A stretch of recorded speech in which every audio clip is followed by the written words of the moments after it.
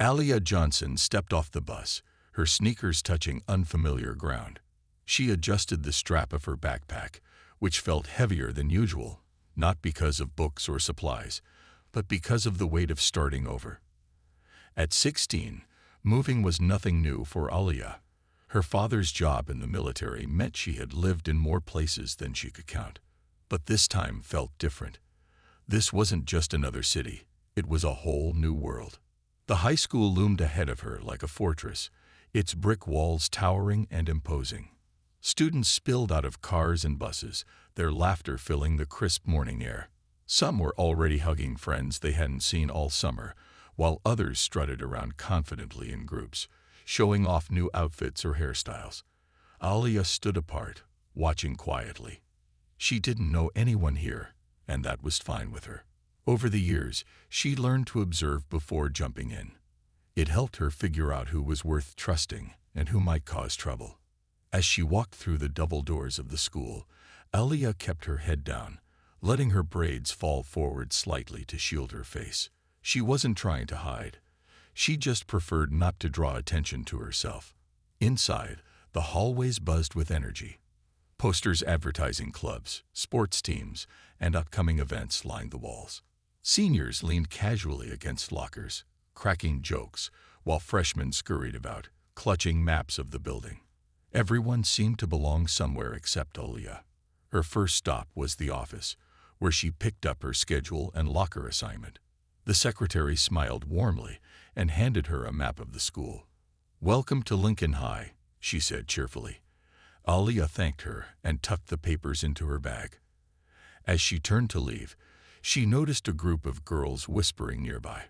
One of them glanced at Alia, then quickly looked away, nudging her friend and giggling. Alia pretended not to notice. She was used to stares. It came with being the new kid. What no one at Lincoln High knew, and what Alia made sure to keep hidden, was that beneath her calm exterior lay years of training. Growing up in neighborhoods where life wasn't always easy, she had learned early on how to protect herself. Her uncle, a former professional fighter, had taken her under his wing when she was 8. Every weekend, he taught her martial arts, kicks, punches, blocks, and even strategies for staying calm under pressure. To Alia, these lessons weren't just about winning fights, they were about survival. And though she rarely talked about it, those skills had saved her more times than she cared to admit. Finding her locker, Alia spun the combination lock and opened it. She stuffed her extra books inside, careful to arrange them neatly. She liked order. It gave her a sense of control in chaotic situations. As she closed the locker, a boy passing by bumped into her shoulder. He muttered a quick apology without slowing down, leaving Alia standing there, clutching her binder tightly. For a moment, she wondered if this place would be harder than the others. Would people judge her? Would they treat her differently because of where she came from? But Alia wasn't one to dwell on doubts. She straightened her posture, took a deep breath, and reminded herself why she was here. School wasn't forever. It was just another chapter in her story. And if there was one thing Alia knew how to do, it was survive. Whatever challenges lay ahead, she was ready. The cafeteria buzzed with noise as Alia carried her tray, searching for an empty seat. It was her first week at Lincoln High, and she still felt like an outsider looking in. The tables were packed with students laughing, gossiping, and sharing inside jokes. Some groups seemed impenetrable, their members bound by years of shared history. Alia spotted a small table near the corner that looked unoccupied. She headed toward it, relieved to finally have somewhere to sit. Just as she lowered herself onto the bench, 3 girls approached her. They moved with confidence, their matching outfits, a mix of designer jeans and oversized sweaters, screaming popularity. Leading them was Brittany, a tall blonde with sharp features and an even sharper tongue. Her piercing blue eyes scanned Alia from head to toe before curling into a sneer. "What are you wearing?" Brittany asked loudly enough for nearby tables to hear. "Did you raid a thrift store on your way here?" Alia froze, her fork halfway to her mouth. She hadn't expected this kind of attention so soon. For a moment, she considered responding, but something stopped her. Instead, she kept her gaze steady, refusing to let Brittany see her flinch. The other two girls giggled, clearly enjoying the show. One of them leaned closer, inspecting Alia's braids. "Are those real?" she mocked, tugging lightly at one strand. Alia pulled back instinctively, her jaw tightening. Brittany smirked, clearly pleased with herself. "You think you can just waltz in here and act like you own the place," she said, folding her arms across her chest. "Newsflash, no one cares about you or your city girl vibe." Her voice dripped with disdain, each word cutting deeper than the last. Around them, students began to notice the confrontation. Conversation slowed as curious eyes turned toward Alia's table. When Alia didn't respond, Brittany grew bolder. She reached out suddenly and grabbed the edge of Alia's tray, tipping it upward. Food spilled everywhere. Mashed potatoes splattered onto the floor, while a carton of milk rolled under the table. Gasps rippled through the crowd, followed by nervous laughter.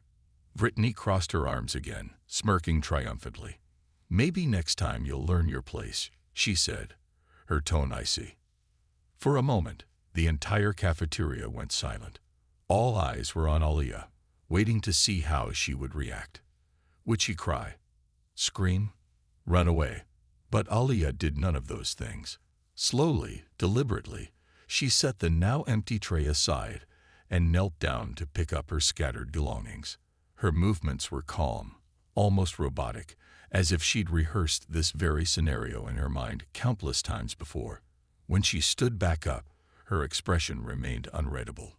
"I guess I'm done eating," Alia said simply, her voice steady despite the storm brewing inside her. Without another word, she grabbed her bag and walked toward the trash can, dumping what was left of her lunch. As she passed by Brittany and her crew, she didn't look at them. Not once. She could feel their stares burning into her back, but she didn't care. There was no point in giving them the satisfaction of seeing her break. Later, when she was alone in the bathroom washing her hands, Alia caught her reflection in the mirror. Her face was calm, but her fists were clenched so tightly that her knuckles had turned white. She took a deep breath, forcing herself to relax. This wasn't the first time someone had tried to make her feel small, and it wouldn't be the last. But deep down, she knew one thing for certain. Brittany and her friends had no idea who they were messing with. The days that followed felt like a storm brewing on the horizon. Brittany and her crew didn't stop after the cafeteria incident. They only grew bolder. At first, it was subtle. Alia's books would mysteriously fall off her desk during class, or someone would accidentally trip her in the hallway. But soon, their actions became more deliberate. During gym class, one of Brittany's friends shoved Alia into the bleachers while pretending to stretch. The impact left a bruise on her arm, but when the teacher asked what happened, Alia simply shrugged and said she'd slipped. Word spread quickly among the students that Alia was an easy target. She never fought back, never raised her voice, and always kept her composure. To most people, it looked like she was too scared to stand up for herself. What they didn't realize was that Alia wasn't afraid. She was waiting. Every insult, every shove, every cruel laugh only fueled the quiet fire burning inside her. Late at night, when the house was silent and her parents were asleep, Alia practiced her moves in her room. She kicked imaginary opponents, perfected her footwork, and visualized scenarios where she might have to defend herself. Her uncle's voice echoed in her mind. Strength isn't about throwing punches, it's about knowing when to hold back. But holding back was getting harder. One afternoon, as Alia walked to her locker, she noticed a group of students gathered nearby, snickering. Someone had taped a crude drawing of her face onto the metal door, complete with exaggerated braids and oversized lips. Underneath it, scrawled in bold letters, were the words, "City Rat." Alia stared at it for a long moment, her chest tightening. She could feel eyes on her, students whispering behind their hands, waiting to see how she'd react. Slowly, she peeled the paper off the locker and crumpled it into a ball. Without saying a word, she tossed it into the trash can and opened her locker as if nothing had happened. Brittany appeared moments later, flanked by her usual entourage. "Oh, look who decided to show up," she sneered, leaning against the neighboring locker. "Did you cry over your little masterpiece? Or are you too dumb to even understand what it means?" Her friends erupted into laughter, but Aliyah didn't blink. She finished grabbing her notebook and turned to face them, her expression unreadable. "You know," she said calmly, surprising even herself with how steady her voice sounded, "if you're so bored, maybe you should try finding a hobby. Something productive. Like, I don't know, baking cookies or knitting sweaters." The comment caught Brittany off guard. For a split second, her confident facade faltered, replaced by a flicker of confusion. Then she narrowed her eyes, stepping closer. "Don't play smart with me," she hissed. "You think you're tough because you won't say anything. Trust me, we're just getting started." Aliyah held her ground, meeting Brittany's glare with unwavering calm. Inside, though, her heart raced. She knew this wasn't going to end anytime soon. These girls weren't just teasing. They were testing her limits, pushing her to see how far they could go before she snapped. And while part of her wanted to teach them a lesson right then and there, another part reminded her that patience was power. Let them underestimate her. Let them think she was weak. Because the truth was, Aliyah had faced worse adversaries than Brittany and her crew, and she'd always come out on top. That evening, as she lay in bed replaying the day's events in her mind, Aliyah made a decision. She wouldn't let these bullies break her spirit, but she also wouldn't let them walk all over her forever. There was a line they hadn't crossed yet, but she could feel it drawing closer with each passing day. When the time came, she would be ready. Aliyah sat on the edge of her bed that evening, staring at the sketch Elena had shown her earlier. It was a rough draft for the mural, a striking image of a young woman standing tall, her fists raised in determination, with streaks of color radiating outward like sunlight breaking through clouds. The figure wasn't an exact likeness of Aliyah, but it captured her essence, strength, resilience, and quiet confidence. As she studied it, an idea began to form in her mind. The next day, during lunch, Aliyah approached the principal's office. She knocked softly, and when he invited her in, she took a deep breath before speaking. "Mr. Carter, I've been thinking," she said, her voice steady. "What if we started a self-defense club? Not just fighting techniques, but ways to handle conflict without escalating things. Something to help people feel safer and more confident." Mr. Carter leaned back in his chair, considering her proposal. He knew Aliyah wasn't suggesting this lightly. After everything she'd endured, her suggestion carried weight. "That's an interesting idea," he admitted. "But do you think students would actually join?" "I know they would," Aliyah replied firmly. "After what happened with Brittany, a lot of kids have come up to me saying they wish they knew how to stand up for themselves. Some are scared, some don't know where to start, and others might not even realize they're being bullied until it's too late. This could help them." Intrigued, Mr. Carter agreed to let her pitch the idea to the school board. With his support, Aliyah spent the next few days drafting a plan. She outlined the goals of the club: teaching basic self-defense moves, fostering discipline and focus, and encouraging open discussions about bullying and conflict resolution. She also emphasized the importance of using these skills responsibly, never to provoke or harm unnecessarily. When the announcement went out, skepticism lingered among some teachers and parents. Won't this encourage violence? One parent asked during a meeting. Aliyah stood calmly, addressing their concerns. "It's not about fighting," she explained. "It's about feeling empowered. Knowing how to protect yourself doesn't mean you have to use it. It means you have a choice. And sometimes, having that choice is enough to stop trouble before it starts." To everyone's surprise, the turnout for the first session was overwhelming. Students from all grades packed into the gym, curious and eager to learn. Even former adversaries, like Brittany's sidekicks, showed up, though they kept their distance. Alia greeted each participant warmly, making sure no one felt out of place. She began with simple exercises, stances, breathing techniques, and footwork. Then, she demonstrated how to block and deflect attacks, emphasizing control over aggression. The goal isn't to hurt anyone, she reminded them. It's to create space, to give yourself time to think and act wisely. Her calm demeanor put nervous beginners at ease, while her skill impressed those who doubted her abilities. As weeks passed, the club grew into something bigger than Alia had imagined. Students shared stories of standing up to bullies, both physically and emotionally. One boy recounted how practicing assertive body language helped him confront a classmate who'd been mocking him for months. A girl tearfully thanked Alia for giving her the courage to report harassment she'd suffered in silence. Even Marcus, the shy sophomore, found his voice. During one session, he volunteered to demonstrate a move alongside Alia, earning cheers from the group. "I never thought I could do anything like this," he admitted later, grinning. "You made me believe I can." Through it all, Alia remained humble, reminding herself why she started the club in the first place. She didn't want fame or recognition. She wanted to make a difference. And as she watched her peers grow stronger, not just physically, but mentally and emotionally, she realized she already had. It was a Thursday afternoon, and the hallways were quieter than usual.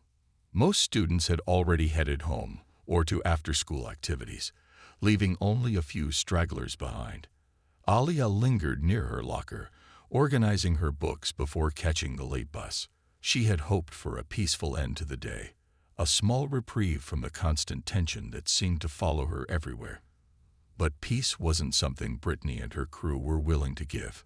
As Alia closed her locker, she heard footsteps echoing down the corridor. Turning, she saw Brittany flanked by two of her friends, their smirks unmistakable. They moved toward her with purpose, blocking her path. Alia's stomach tightened, but she forced herself to stay calm. "What do you want now?" she asked, her voice steady despite the warning bells ringing in her head. Brittany crossed her arms, her lips curling into a sneer. "Oh, nothing much," she said mockingly. "Just thought we'd remind you where you stand around here." Her friends laughed on cue, their giggles bouncing off the empty walls. One of them stepped forward, shoving Alia lightly against the lockers. The metallic clang echoed through the hallway. Alia didn't react immediately. Instead, she took a slow, deliberate breath, her mind racing. This wasn't the first time someone had cornered her, but there was something different about this moment. Maybe it was the way Brittany held her phone up, recording everything like it was some kind of spectacle. Or maybe it was the growing frustration bubbling inside Alia, threatening to boil over. Whatever it was, she knew she couldn't stay silent anymore. "You're really proud of yourself, huh?" Alia said finally, her tone icy. "Filming me like I'm some kind of zoo animal. Is this how you get your kicks?" Brittany raised an eyebrow, clearly amused. "Oh, look who's talking now," she taunted. "I was starting to think you didn't have a backbone. Guess I was wrong." That was when something inside Alia snapped. It wasn't just the bullying. It was the humiliation, the endless games, the feeling of being treated like she was less than human. Before anyone could blink, Alia acted. When one of Brittany's friends lunged at her, trying to grab her bag, Alia sidestepped effortlessly, twisting out of reach. Then, with lightning-fast reflexes, she kicked Brittany's hand, sending the phone flying across the floor. The room fell silent except for the sound of the phone skittering to a stop. Brittany stared at Alia, shock written all over her face. Her friends froze too, unsure of what to do next. Taking advantage of the moment, Alia swept Brittany's legs out from under her with a swift motion. Brittany hit the ground hard, gasping in surprise as Alia pinned her down with practiced ease. For a moment, no one moved.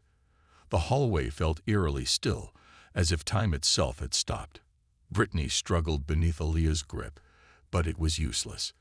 Every attempt to break free only made Alia tighten her hold. Finally, Brittany stopped resisting, glaring up at her with a mix of anger and disbelief. "Get off me," She spat, though her voice lacked its usual confidence. Aaliyah leaned closer, her voice low but firm. "Listen carefully," she said. "I've let you push me around because I didn't want to stoop to your level. But if you ever come near me again, or record me, I won't hold back. Got it?" Brittany nodded quickly, her bravado crumbling under the weight of Aaliyah's words. Satisfied, Aaliyah released her and stood up, brushing off her hands as if wiping away dirt. Without another word, she grabbed her bag and walked away, leaving Brittany and her stunned friends behind. As she turned the corner, Aaliyah felt a strange mix of relief and unease. She hadn't planned to fight back, not like that, but part of her felt lighter, freer. Still, she knew this wasn't over. Word would spread, rumors would fly, and the fallout would be messy. But for now, she allowed herself a small smile. They had picked on the wrong girl, and they were about to find out exactly why. As the weeks turned into months, Aaliyah's self-defense club became more than just an after-school activity. It transformed into a movement. Students who once felt invisible or powerless now carried themselves with newfound confidence. The gym buzzed with energy every session, filled with laughter, encouragement, and the occasional grunt as someone practiced a particularly challenging move.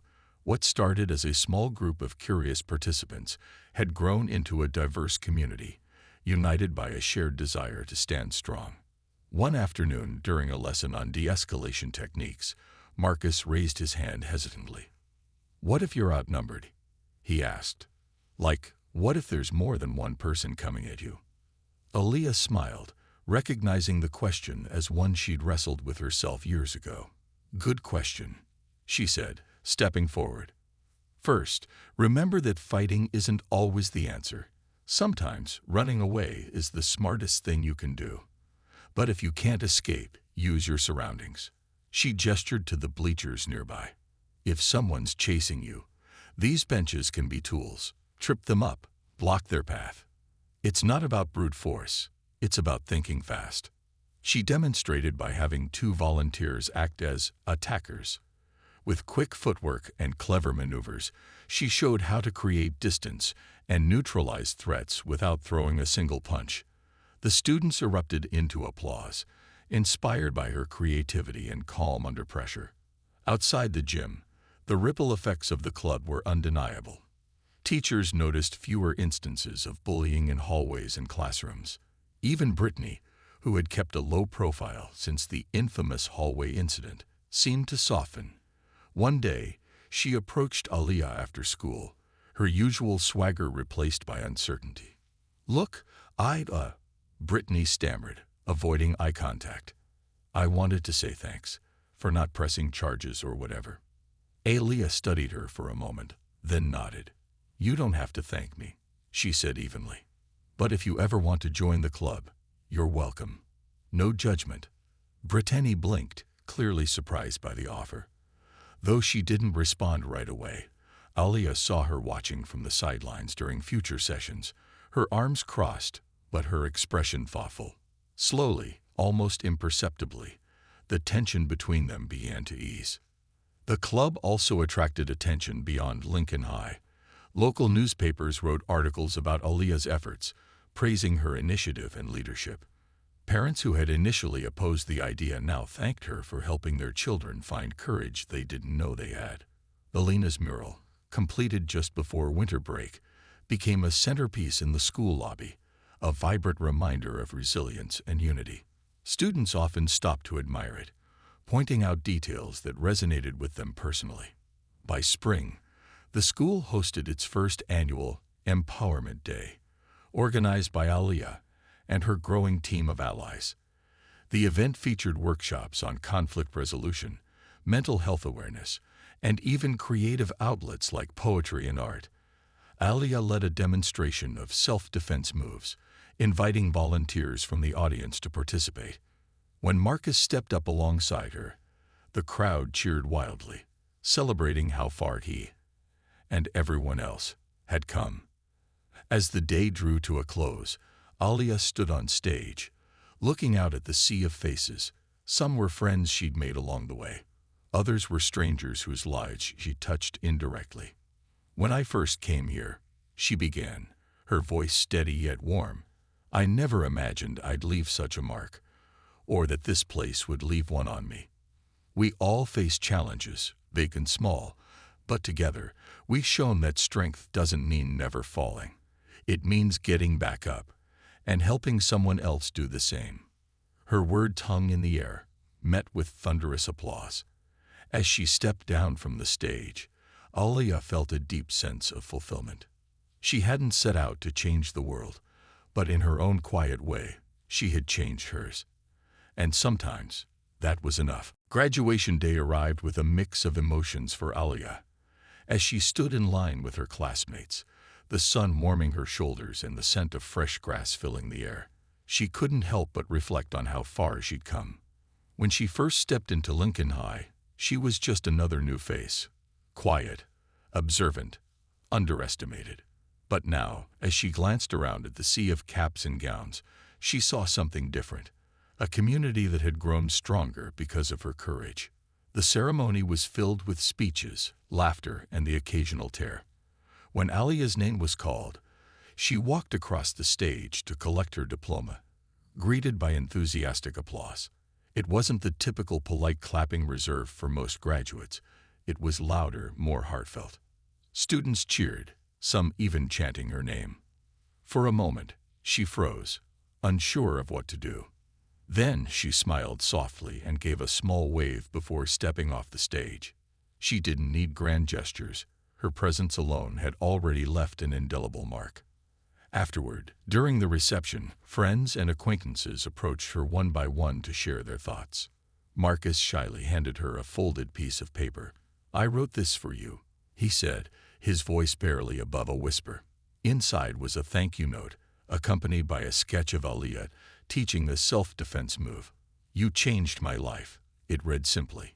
Elena hugged her tightly, promising to keep the mural intact for future classes to see. Even Brittany appeared briefly, offering a hesitant smile and a quiet good luck. As the celebrations wound down, Alia found herself sitting alone under a tree, watching the horizon. Her father joined her after a while, lowering himself onto the grass beside her. "Proud of you, kiddo," he said, his tone warm and sincere. "You've done more than survive. You've thrived." Alia nodded, leaning back against the tree trunk. "It feels strange, though," she admitted. "Like I didn't mean for any of this to happen.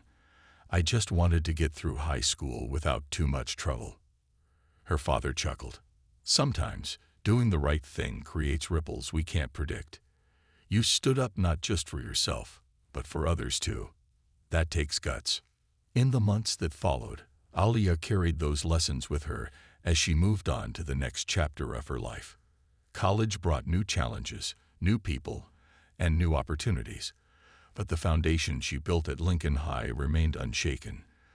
Determined to continue making the difference, she began volunteering at youth centers in underserved communities, teaching kids the same skills her uncle had taught her years ago.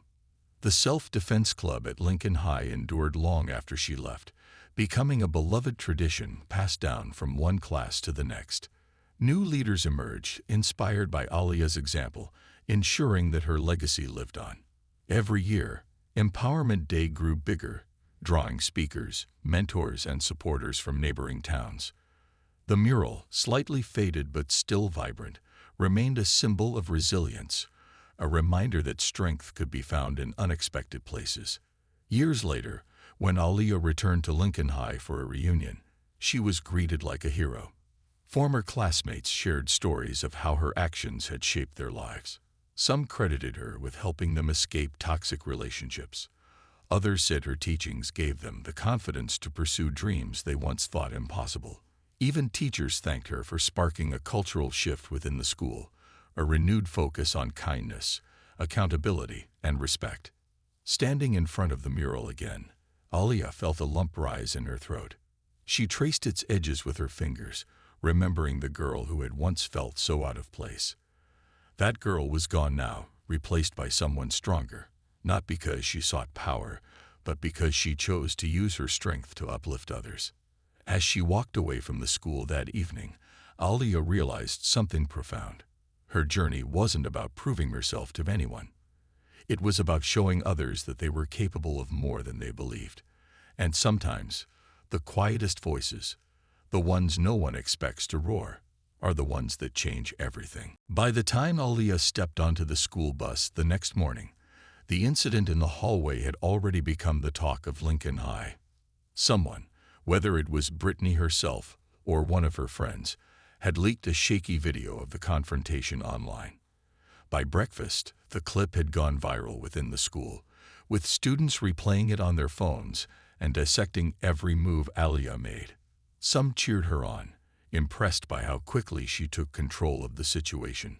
Others whispered behind her back, questioning whether her actions were justified. When Alia walked into first period, the room fell eerily quiet. Heads turned to watch her take her seat, and for a moment, she felt like she was stepping onto a stage without knowing her lines. But she didn't let it show. She kept her expression neutral, focusing on unpacking her books as if nothing unusual had happened. Still, she couldn't ignore the tension in the air, or the fact that people who had barely acknowledged her before were suddenly paying attention. Word spread fast among teachers, too. By second period, the principal called Alia to his office. As she sat across from him, hands folded neatly in her lap, he played the video on his computer, pausing at key moments to ask questions. "Can you explain what led to this?" he asked, his tone firm but not unkind. Alia nodded, recounting weeks of relentless bullying. The shoves, the insults, the public humiliation, all of which Brittany and her crew had gotten away with because no one intervened. "I didn't want to fight," she said honestly. "But when they started recording me like I was some kind of joke, I couldn't just stand there anymore." The principal listened intently, his brow furrowed. While he didn't condone violence, he also recognized that Alia hadn't acted out of malice. After a long pause, he sighed. "I'll need to speak with Brittany and her parents about this," he said. "But I also want to address the bigger issue here, bullying. This isn't the first complaint I've heard about those girls." News of the meeting traveled faster than anyone expected. By lunchtime, rumors swirled that Brittany might transfer schools rather than face disciplinary action. Whether or not that was true, she stayed out of sight for the rest of the day, skipping classes and avoiding the cafeteria altogether. Her absence left a noticeable void in the hallways, where her usual strut and sharp comments had once dominated. Meanwhile, Alia found herself surrounded by curious classmates eager to hear her side of the story. Some approached her cautiously, while others boldly declared themselves fans. Marcus, a shy sophomore known for sketching in the margins of his notebooks, stopped her after gym class. "That was amazing," he said, his voice barely above a whisper. "You handled yourself so well." Alia gave him a small smile, unsure of how to respond. She wasn't used to being admired, or even noticed, and the sudden attention made her uneasy. Still, she appreciated the support, especially from kids who understood what it felt like to be picked on. Later that afternoon, Elena, a senior artist with paint-streaked jeans and a warm smile, approached Alia near her locker. "Hey," she said, holding up a sketchpad. "I'm working on a mural for the art club. It's supposed to celebrate strength and resilience, and I'd love to feature you in it, if you're okay with that." Alia hesitated, surprised by the request. "Me?" she asked, pointing to herself. "Why?" "Because you stood up for yourself," Elena replied simply. "And you inspired a lot of people, including me." For the first time in days, Alia felt a flicker of pride. She agreed to pose for the mural, realizing that her actions had sparked something bigger than she'd anticipated. Students who had once dismissed her now saw her as someone worth listening to. Even teachers began addressing the culture of bullying more openly, encouraging students to report incidents instead of staying silent. As the week went on, Alia noticed subtle changes around school.